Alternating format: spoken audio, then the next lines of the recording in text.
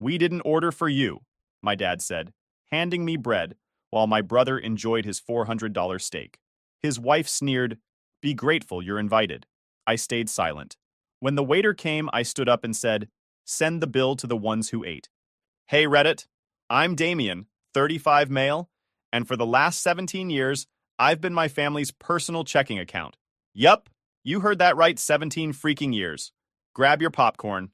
This is gonna be long and chaotic. I work in pharmaceutical sales, territory manager for the Midwest region. The job pays embarrassingly well. Base salary around $95,000, plus commission and bonuses that can add another $40,000 to $50,000 in a good year. I drive a paid-off Honda, live in a modest two-bedroom apartment, and buy my furniture from estate sales. My coworkers think I'm cheap. My family thinks I'm broke. I never corrected either assumption. My brother Colby, 30 male, is the golden child, the success story, the one my parents brag about at every family gathering. He runs what he calls a digital marketing agency. From what I can tell, it's him and two freelancers creating Instagram ads for local businesses and charging them criminal amounts for basic services. But he's got an office in a trendy part of downtown Minneapolis, drives a leased Audi, and wears expensive watches that he forgets to take off in photos. Colby married Chloe 4 years ago. She's a real piece of work, former sorority president turned lifestyle influencer with 8,000 Instagram followers. Doesn't work. Just post pictures of herself drinking expensive coffee and talking about manifestation and abundance. My mom treats her like visiting royalty. They live in a renovated brownstone in Linden Hills with heated floors and one of those chef's kitchens. Their mortgage is over $3,200 a month. I know because I've covered it twice when Colby's business had cash flow issues. I was 11 when I figured out how things worked. Colby was 6, and my parents threw him this massive birthday party at a trampoline park, rented the whole place, hired a guy to dress up as Spider-Man, and had a custom cake. I asked my mom if I could bring my best friend Matt. She got this look on her face. Annoyed, like I'd asked for something unreasonable. She said, "Damien, today isn't about you. Don't be selfish." I stayed home. My dad handed me $15 and told me to order pizza. I remember sitting on the floor of our living room, eating alone, hearing my mom's voicemail fill up with messages from relatives telling her what an amazing party it was. Nobody mentioned I wasn't there. Nobody asked why. That became the blueprint. My college fund evaporated the year Colby wanted to go to a private high school with a lacrosse team. My graduation party got canceled because Colby had a playoff game. When I saved up and bought my first car, a used Civic I paid after working overnight shifts at a distribution warehouse, my dad actually got angry. Said I made him look bad. Said people would think he couldn't provide for his family. 3 months later, he bought Colby a used Jeep and told everyone he'd been saving for years to surprise him. I learned my role early. I wasn't the son you celebrated. When my parents needed $6,500 for emergency roof repairs, I sent a check. When Colby's wedding venue required a $12,000 deposit and he was short, I covered it. When Chloe's car got totaled and their insurance didn't cover the gap, I wired $2,800. When my dad's medical bills from a minor surgery piled up, I paid them $4,200. Nobody thanked me. Nobody asked how I managed it. My dad would take credit, shaking hands at church and accepting compliments about being such a provider. Colby would post pictures of his life on social media, talking about hard work and blessings. Chloe would tag my mom in photos of expensive brunches, thanking her for being so generous. I became a ghost. My friend Evan would tell me I was getting used. We'd grab lunch every couple weeks, and I'd casually mention helping my family with something. He'd shake his head, call me a doormat, tell me they'd never stop taking as long as I kept giving. I'd change the subject, because part of me believed that if I just gave enough, eventually they'd see me. Eventually I'd matter. 17 years. That's how long I believed that lie. 4 months ago, my mom called. It was a Thursday afternoon, and I was wrapping up a meeting with a hospital administrator when my phone buzzed. She was using her cheerful voice. She said my dad wanted to take the whole family to dinner Saturday night. Said it was important. Said Colby and Chloe had exciting news to share. I already knew what that meant. I thought about saying no, but I knew what would happen. My mom would send paragraph-long texts about family being important. My dad would leave a voicemail calling me ungrateful. Colby would post something about how hard it is when people don't support your success. It was easier to just go. I said yes. Mom told me the details. Saturday, 7:30 p.m., someplace called Monarch Prime. I'd never heard of it. After we hung up, I looked it up. It was one of those steakhouses where businessmen take clients to close deals. Reservation only. Dress code strictly enforced. The menu wasn't even online, but the reviews mentioned entrees starting at $65 and steaks going north of $200. I knew exactly how this would play out. My dad would sit at the head of the table ordering the most expensive items, making toasts, playing the generous patriarch. Then, when the bill came, he'd catch my eye. That look. The one that said, "You've got this, right?" And I'd pay. Like always. While he accepted the praise, I called Evan that night, told him about the dinner. He laughed. In that way you laugh when someone tells you they're about to make the same mistake for the 100th time. He said, "How much do you think this one's going to cost you?" I said, "Couple grand, probably." He said, "You know they're never going to stop, right?" "Not as long as you keep paying." I said, "Yeah, I know." But I didn't know. Not really. Not yet. Saturday came around. I spent the morning at the gym, then grabbed lunch at this Vietnamese place I like, where you can get a massive bowl of pho for $8. Spent the afternoon catching up on work emails and watching college football. Around 6:45, I changed into dress pants and a button-down. I drove to Monarch Prime. The restaurant was in the North Loop, one of those converted warehouse buildings with exposed brick and floor-to-ceiling windows. I pulled up, handed my keys to a kid in a vest, and walked inside. The hostess was wearing all black and had the kind of posture they teach you in finishing school. I gave her my dad's name. She smiled and led me through the dining room. Everything was dark wood and leather, dim lighting, quiet conversations. The kind of place where the silence itself cost money. They'd reserved a corner table near the windows overlooking the city. I was the first one there. Sat down facing the door, ordered water, didn't touch the bread they brought out. My family arrived 15 minutes late. Together! My mom was wearing a dress I'd never seen. My dad had on a full suit. Colby and Chloe looked like they'd stepped out of a Neiman Marcus catalog. Colby's suit probably cost more than my rent. They walked past me toward the table. My mom was waving at someone across the room. My dad was scanning the restaurant. Colby was on his phone. Chloe was adjusting her hair. Nobody said hello. Nobody acknowledged I existed. They settled into their seats, shrugging off jackets, setting down purses. My mom leaned toward Chloe and whispered something that made them both laugh. Colby ordered a drink before looking at the menu. My dad flagged the waiter and started asking about the drink list. I sat there, hands folded, waiting for someone to notice me. The waiter came with drinks, poured them into 4 glasses. My parents, Colby's, Chloe's, skipped mine completely. My dad didn't notice. Then the menus arrived. Heavy leather-bound things with gold lettering. I opened mine and went straight to the prices. Appetizers were $28 to $55. Cheapest entree was $58 for chicken. There was a pasta for $48. I figured that was my best move. Filling enough, cheap enough not to draw attention. My dad leaned back without even opening his menu. That's when I knew he was going big. He said, "Order whatever you want. Tonight's special." I looked back at my menu, found the pasta again. That would work. The waiter came back, pen ready. My dad went first. Ordered the ribeye, the biggest one they had, with truffle butter and roasted bone marrow. My mom ordered scallops with caviar and lobster tail. Colby and Chloe rattled off their orders. The massive porterhouse, the filet, the whole lobster appetizer, extra sides. Then everyone looked at me. The waiter looked at me. I opened my mouth to order the pasta. My dad cut me off. He said, "Damien doesn't need much. He's trying to save money." He reached across the table, grabbed the bread basket. It was full of warm sourdough rolls with butter. He slid it toward me. The sound of the basket scraping against the tablecloth was loud in the sudden quiet. He said, "We didn't order enough for you anyway. This should be plenty." The table went silent. The kind that happens when someone gets humiliated in public. I stared at the bread basket. My mom looked down at her napkin. Colby smirked, glancing at Chloe. She had this satisfied little smile, like she was watching something entertaining. She said, "Honestly, you should be grateful your dad even invited you." The waiter stood frozen. His pen hadn't moved. He looked at me, then at my dad, trying to figure out if this was a joke. I shook my head slightly. He stepped back. I pulled the basket toward me, tore off a piece of bread, chewed it slowly. It tasted like nothing. My dad went back to talking. Something about a rental property investment. My mom asked Chloe about baby names. Apparently that was the big news they were expecting. Colby checked his phone, scrolling with one hand, drinking with the other. I ate another piece of bread. And another. The basket emptied. Nobody offered me anything else.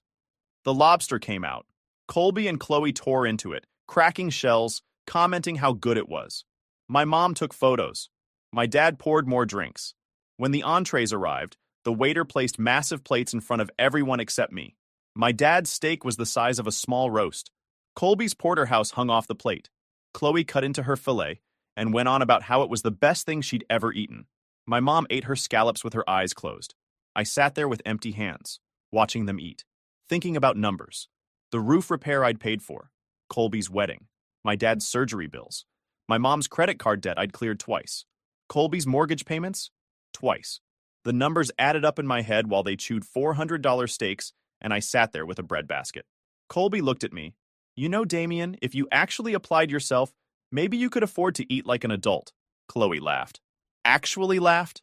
My mom smirked. My dad didn't even look up. I nodded, said nothing, just folded my hands and waited.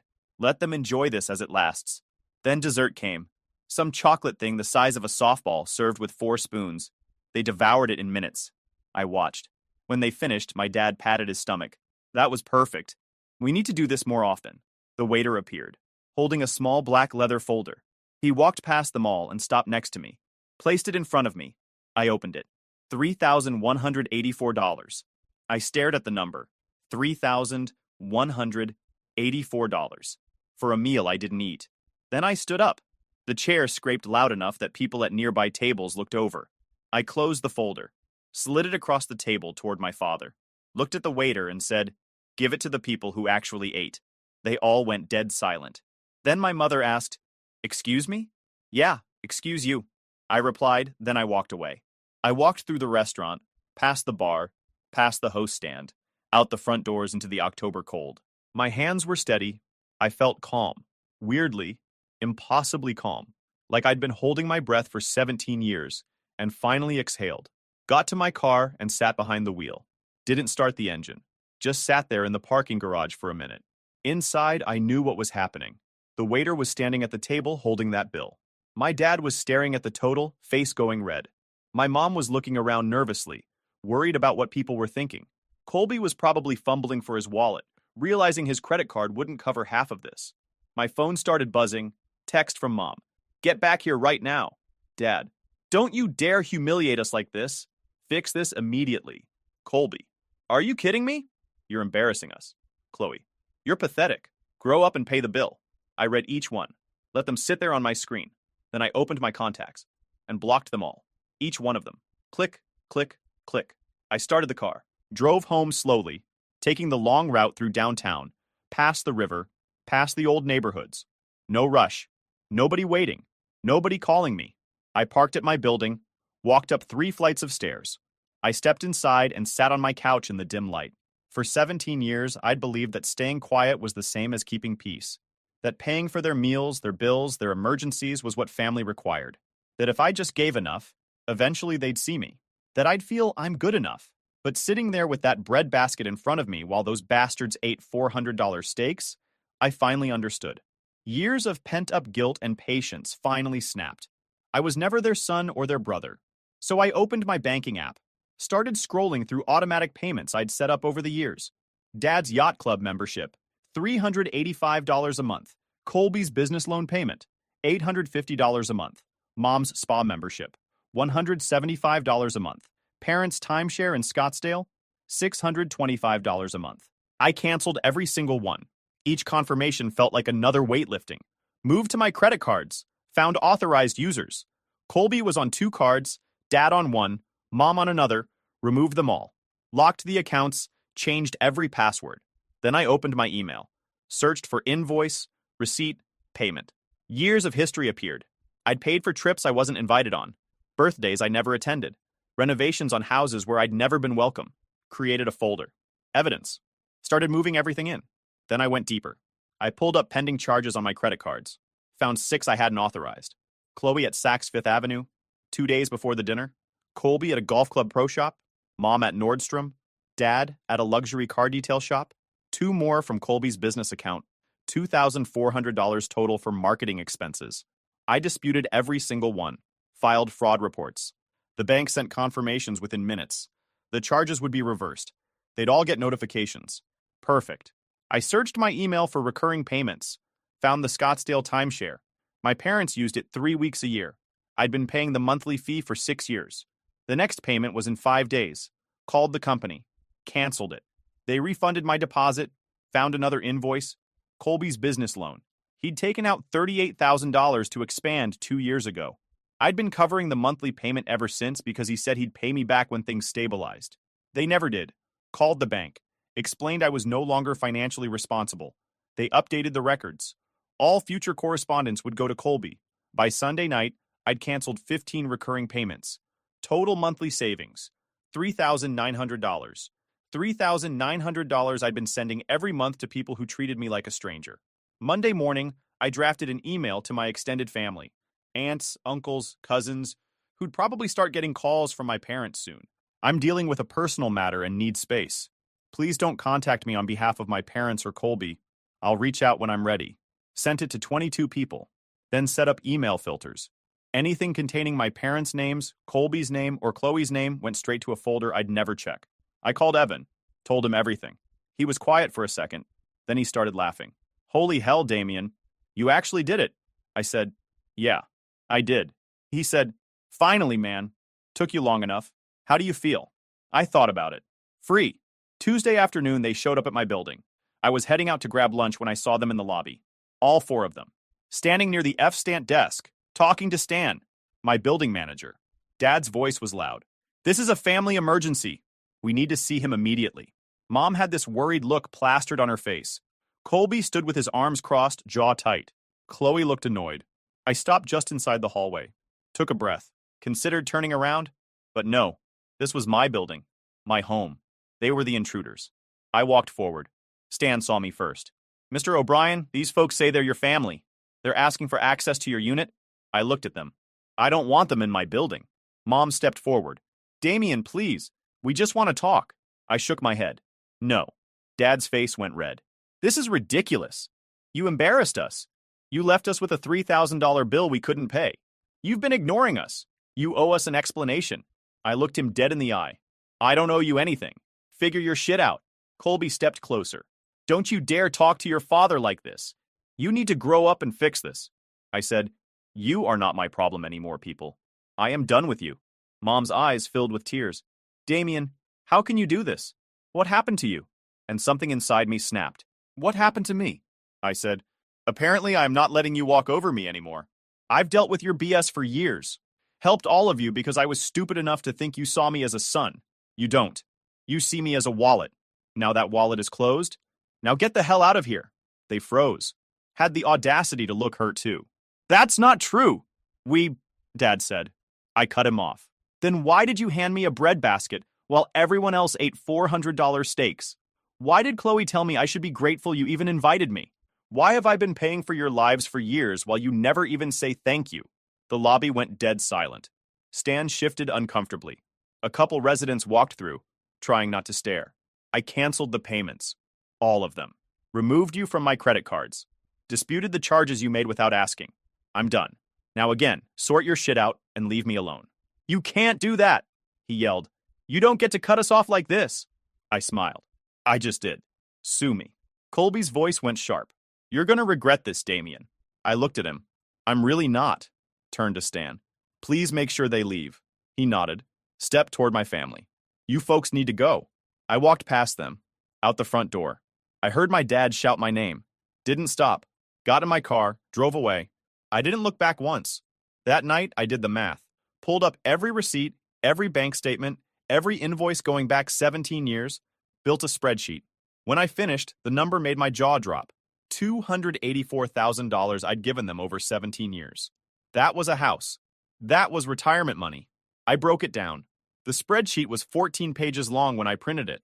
Over the next week, I watched the fallout through email. Everything went to that filtered folder, but I checked it once, just to see. Dad's yacht club sent a suspension notice. Membership terminated for non-payment.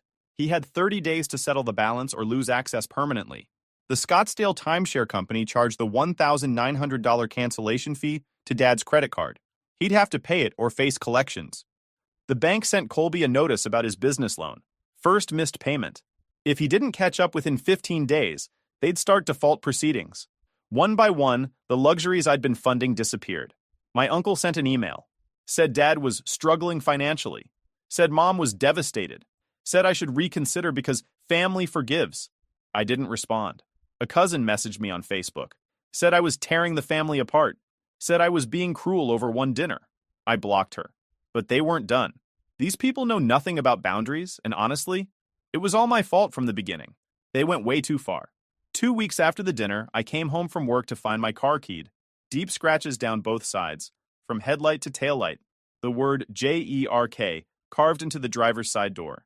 I stood there in the parking garage, took photos from every angle, filed a police report. The cop who showed up said, unless I had camera footage or witnesses, they probably couldn't do much. I knew who did it. Couldn't prove it, but I knew. 3 days later, someone slashed 2 of my tires. I installed a dash cam that night. Front and rear facing, motion activated. It cost me $400, but it was worth it. The next incident was my apartment. I came home to find paint splattered across my door. Red paint dripping down to the carpet. The word traitor in sloppy letters. Stan, the building manager, was angry. Reviewed the hallway cameras. The footage showed a figure in a hoodie and mask, but you couldn't make out a face. It happened at 2 a.m. when nobody was around. I filed another police report. The cop, same one from before, started looking more interested. Said it was clearly targeted harassment. Asked if I had any idea who might be doing this. I told him about my family, about the dinner, about cutting them off. He took notes. Said I should consider documenting everything and maybe looking into a restraining order if it continued. And it did. Someone called my office pretending to be a client, made a formal complaint about me. Complete fabrication. Said I'd mishandled their account, lost them money. My boss called me in, concerned. I explained the situation, showed him the police reports, the pattern of harassment. He believed me, but I could tell he was worried. Then they went after my reputation. Someone created a fake Facebook profile using my name and photo. Started posting bizarre rants about how I'd abandoned my sick mother, stole from my brother's business, and refused to help my family in their time of need. Friends started texting me, asking if I was okay. I reported the profile. Facebook took it down after 3 days, but the damage was done. I called Evan, told him everything that was happening. He said, "Dude, you need to lawyer up. These people are insane." He gave me the number for his attorney, a woman named Julia, who specialized in family law and restraining orders. I called her the next day. We met at her office downtown. I brought everything. The spreadsheet showing $284,000 in payments. The police reports. The whole thing. She looked through everything carefully. Then she said, "Damien, this is pretty clear-cut harassment. We can file for a restraining order. But I want you to understand, this is going to make things worse before they get better. Are you ready for that?" "I'm ready," she nodded. "Good. Let's make them face consequences." We filed for restraining orders against all 4 of them. The petitions were comprehensive, detailed every incident, attached all the evidence, police reports, photos, the spreadsheet showing financial exploitation, screenshots of threatening messages from extended family members that referenced conversations with my parents. The court date was set for 3 weeks out. In the meantime, things got worse. Someone spray-painted my apartment building's exterior wall. Giant letters. "Damien O'Brien is a thief." Stan was furious. Building security footage caught a dark SUV pulling up at 3 a.m., someone getting out, doing the damage, then leaving. The plates were obscured with mud. But I knew that SUV. Colby drove a dark blue Audi Q7. I sent the footage to Julia and the police. Then Chloe made a mistake. She posted on her Instagram story. It was a photo of the vandalism on my building with the caption, "When karma comes for people who abandon family." I screenshot it before it disappeared. Sent it to Julia. She smiled when she saw it. They're making this too easy. The harassment continued. Someone filed a false report with my HOA, claiming I was running an illegal business from my apartment. The HOA board investigated, found nothing, but I had to attend a hearing and defend myself. Someone left a dead rat on my doormat. I took photos, filed another police report. Then Colby showed up at my office. I was in a meeting with a hospital purchasing director when my assistant knocked on the door, looking uncomfortable. She said someone named Colby O'Brien was in the lobby demanding to see me, claiming it was a family emergency. I excused myself from the meeting, walked out to the lobby. Colby was standing there in jeans and a wrinkled button-down, looking like he hadn't slept in days. His usually perfect hair was messy. He saw me and his face twisted. "We need to talk," I said. "No, we don't." He stepped closer. "You're destroying this family. Mom's on anxiety medication because of you. Dad had to sell his boat. My business is failing because you pulled the loan payment. Chloe is pregnant and stressed out of her mind. That's not my problem. His voice got louder. You owe us, Damien. I don't owe you shit. You need to leave? Now. Or what? I pulled out my phone. Started recording. Or I call the police and add another incident to the restraining order petition. His face went pale. He looked at the phone, then at me. You're really doing this. You did this. All of you. Now leave. He turned and walked out. I watched him get in his SUV, the same one from the security footage, and peel out of the parking lot. I sent the video to Julia immediately. That night, I got a call from an unknown number. I almost didn't answer, but something made me pick up. It was my mom, crying. Damien, please, your father had to take out a loan. We need help. We need you. I said, no, Mom, move on. I am not your bank anymore. That's not fair, I said. You let Colby and Chloe mock me. You've used me for 17 years and never once asked how I was doing. Now you're vandalizing my property and harassing me at work. And you want to talk about fair? She was quiet for a long moment. If you don't help us, we're going to lose the house. Then you'll lose the house. How can you be so cruel? I learned from the best, I said. Then I hung up and blocked the number. The court date arrived, and it was beautiful. The courthouse was cold and impersonal. Julia met me in the hallway outside the courtroom. She was carrying 2 briefcases full of evidence. She said, they're here, all 4 of them. They've got a lawyer too, guy named Preston Ward. He's going to try to paint you as vindictive and financially controlling. But don't worry, we're going to bury him. We walked into the courtroom. My family was sitting on the other side with their attorney, middle-aged guy in an expensive suit, looking confident. The judge was a woman in her 60s. She had a reputation for not tolerating nonsense. The hearing started. Preston Ward went first, trying to paint me as this controlling son who'd financially manipulated my family for years, then suddenly cut them off without warning. He claimed the vandalism was unproven, that the fake Facebook profile could have been created by anyone, and that my family just wanted to reconcile. Then Julia stood up and destroyed them. She walked the judge through the entire spreadsheet, $284,000 in payments over 17 years. Showed documentation of the dinner at Monarch Prime, where I'd been handed a bread basket while they ordered over $3,000 worth of food. Showed the immediate harassment that started the moment I cut them off financially. The keyed car, the slashed tires, the vandalism, the fake social media, the dead rat, Colby showing up at my workplace. She presented the security footage showing Colby's SUV at my building the night someone spray-painted the exterior. Showed Chloe's Instagram story celebrating the vandalism with that smug caption about karma. Then came the financial records. Every unauthorized credit card charge, every canceled payment, every disputed transaction. Preston Ward tried objecting, claiming financial history wasn't relevant to a harassment case. The judge shut him down immediately and told him she'd decide what was relevant. Julia kept going. Proved Colby had filed false complaints. The HOA report, the fake client complaint at my work, showed how the harassment had escalated over 5 weeks in a clear pattern of retaliation. Then she played the video of Colby at my office, getting in my face, threatening me. When she finished, the judge sat there for a moment, looking at my family with this expression of complete disgust. My dad couldn't keep his mouth shut. Preston Ward tried to stop him, but Dad stood up and launched into this whole speech about how he'd raised me, given me everything, and now I was abandoning the family over one dinner, one mistake. He actually said that.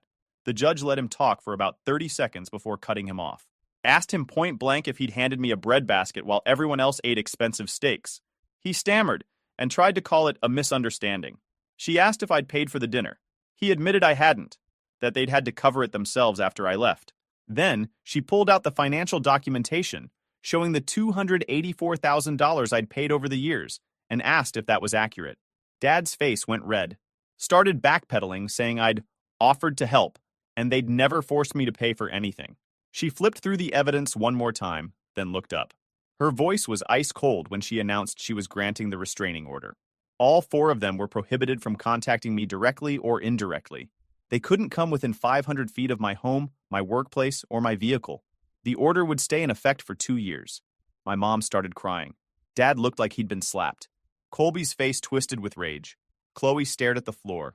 And here's the better part. The judge added that she was ordering them to pay restitution for property damage. Said we'd submit an itemized list and the court would review it to determine the final amount. The hearing was over. Julia turned to me, smiling. That went well. I nodded. Honestly, I just felt tired. We walked out of the courtroom. My family was in the hallway, huddled with Preston Ward. My dad saw me, started to say something. Julia stepped between us. Don't. You're under a court order now. Walk away. They walked away. Julia and I stood there for a moment. She asked, Are you okay? I'm great, I replied. She nodded. Now comes the fun part. We make them pay for what they did. The restitution hearing was set for 6 weeks later. In the meantime, Julia hired a forensic accountant to go through everything. Every vandalism incident, every property damage claim, every provable expense related to their harassment. The accountant was a guy named Tom Rogers. Looked like someone's dad, but had the predatory instincts of a shark. He went through my records like he was investigating financial fraud. He calculated car repair for keying and tire slashing, building exterior cleaning and repainting, door replacement and hallway carpet cleaning, dash cam installation, security system upgrade for my apartment, lost wages from missing work for police reports and court appearances, legal fees, emotional distress. He said we could argue this. Total, $20,750. But Tom said we should go bigger. He said we could include the fraudulent credit card charges they'd made before I cut them off, the ones I'd disputed. That added another $5,690. And he said we could argue for punitive damages based on the pattern of harassment. Julia agreed. We submitted a claim for $32,000. My family's lawyer tried to fight it, claimed the amounts were inflated, claimed emotional distress wasn't quantifiable, and that I was trying to financially ruin them. The hearing was in front of the same judge. Tom testified first, walked the judge through every single expense, line by line, showed receipts for everything, showed police reports that matched up with the dates. Everything. Preston Ward tried poking holes during cross-examination. Tom didn't budge. Had documentation for everything. Then Julia called me to the stand. I walked through the whole story. 17 years of being the family ATM, the dinner, the harassment that followed when I finally said no. Talked about how it affected my work, my mental health, and my ability to feel safe in my own home. Then Colby took the stand. Preston had advised against it. You could see it on his face, but Colby insisted. Got up there and immediately started this rant about how I'd always been jealous of him, how I couldn't handle that he was more successful, how I'd manipulated our parents into thinking I was the victim. Julia just let him hang himself with his own words for a solid 5 minutes. Then she asked one simple question. Did you vandalize your brother's property? No, I didn't. Julia showed the security footage. Is that your vehicle? Colby froze. It looks like mine, but I let someone borrow it that night. What friend? I don't remember. Right. When testimony wrapped, the judge didn't waste time deliberating. She announced she was awarding me $24,000 in damages and restitution. The amount covered documented property damage, lost wages, legal fees, and emotional distress. The four of them would split it equally, $6,000 each. Payment due within 90 days, or she'd authorize wage garnishment. My dad jumped up, started protesting that they couldn't afford it. The judge shut it down, gavel down, done. I walked out of that courthouse with Julia beside me. She smiled. They're going to have to sell things. Downsize. Actually face consequences for once. I nodded. Good. 3 months later, I got a check in the mail. $24,000. Certified check from an attorney's trust account. They'd paid. I deposited it, then I took half of it and donated it to a financial literacy nonprofit that helps young people learn about budgeting and avoiding toxic financial relationships. The other half I kept. Used some of it to take a 2-week trip to Japan, something I'd always wanted to do, but never did. I didn't post about it on social media. Didn't tell anyone except Evan. Just went. Ate incredible food. Saw temples. Walked through cities where nobody knew me. When I got back, my apartment felt different. Lighter. The restraining order was still in effect. Nobody had contacted me. Nobody had violated it. I changed my phone number just to be safe. Told Evan and a few close friends. Nobody else. At work, things improved. My boss had been supportive through everything, and I'd worked hard to prove the drama wouldn't affect my performance. I finished the year 15% over quota. Got a bonus. Life moved forward. I still think about that night at Monarch Prime sometimes. The breadbasket, the look on their faces when I walked away from that bill, the panic they must have felt. But mostly I think about the moment in my car afterward, sitting in the dark parking garage, blocking their numbers one by one, the quiet that followed. That was the moment I chose myself. YouTube just dropped this new hype feature. If you're hooked on this story, smash that hype button. It tells YouTube this video deserves to blow up, and it keeps even crazier stories coming your way.